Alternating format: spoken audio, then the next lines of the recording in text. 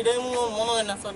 এটা এটা একটা মানে আমরা কিটা করছি কথা কথা মত খাইছো না হবে না আচ্ছা কথা কম খাইছো নি হবে না কও লিখে দেবে হবে না কও খাইছো তো স্যার আপনি দাঁড়া একটু বলে মাত্রাছি এই তো না করছি এটা আপনার ওরে নিয়ে स्पेशल ड्राइव कर रहे हैं ड्रिंकिंग ड्राइविंग के खिलाफ। तो हमने स्पेशल 5 नाका सर्व किया है पूरा सिटी में।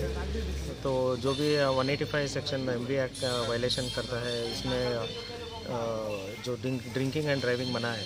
अगर जो भी आदमी पकड़ा जाता है इसमें वहाँ सेक्शन 185 एमवी एक्ट में 10,000 रुपीज़ फर्स्ट टाइम ऑफेंस के लिए 10,000 रुपीज़ फाइन है, और रिपीटेड ऑफेंडर्स को ऐसे फाइन बढ़ेगा। और इसमें और हम लोग लाइसेंस भी कैंसिलेशन का सुविधा है इसमें, ये भी हम लोग कर रहे हैं।